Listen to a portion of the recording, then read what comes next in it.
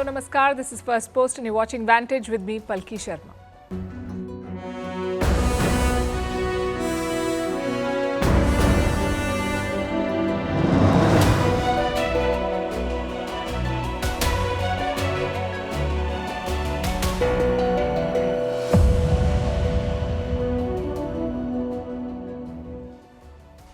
The latest flashpoint between New Delhi and Beijing. India plans to build hydropower projects in Arunachal Pradesh. China is protesting and threatening to weaponize rivers against India. We'll bring you the full story.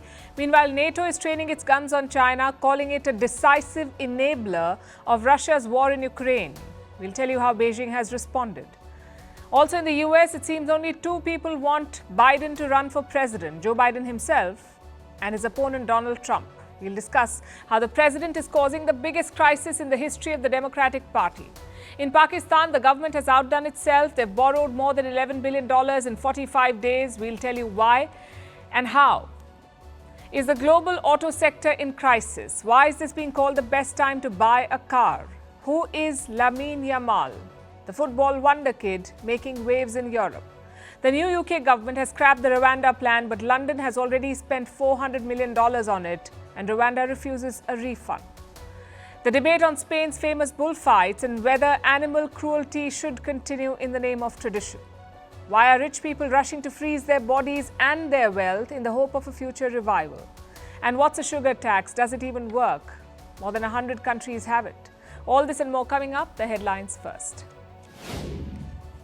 66 Chinese aircraft surround Taiwan in the biggest sortie of the year.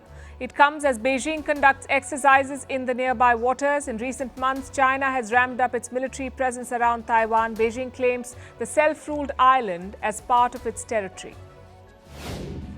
Russia warns NATO as it holds its summit in the US. Moscow promises a response to the quote-unquote very serious threat from the Western military alliance. The Kremlin says NATO is fully involved in the Ukraine conflict. Turkish President Recep Tayyip Erdogan voices concern of a direct confrontation between Russia and NATO. Pakistan's army targets Baloch activists protesting against forced disappearances. The police lobbed tear gas shells at protesters in Quetta, injuring several people. The protests have been going on since last month. The Pakistani army has been accused of forced disappearances and custodial torture. Kenyan President William Ruto fires almost his entire cabinet. This comes after widespread anti-government protests. Ruto says he took the decision after listening to the public. The president now plans to form a quote-unquote broad-based government. Cape Town in South Africa flooded after heavy winter rains.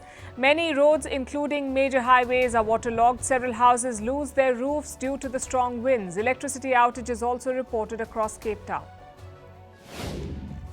And South Korea names K-pop group New Jeans as tourism ambassadors.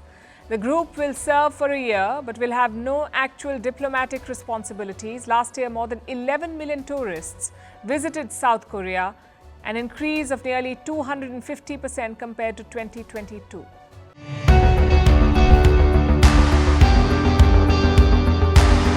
Across continents, one powerful news source. Bringing you diverse perspectives on the issues that matter.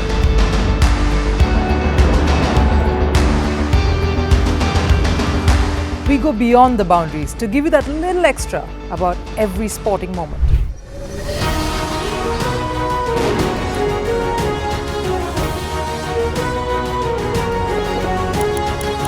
So thank you for making Firstpost 5 million strong. We're counting on your support, and you can trust us to bring you the news unfiltered and unvarnished.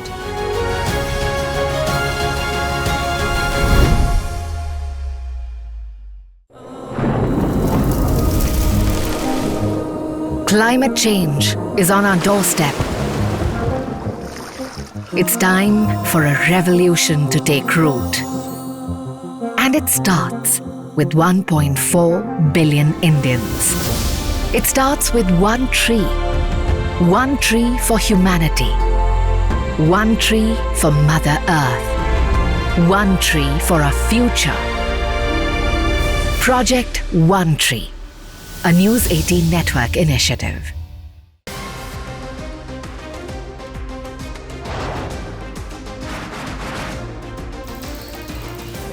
On this today, the T20 World Cup bandwagon has moved across to the West Indies. What can we expect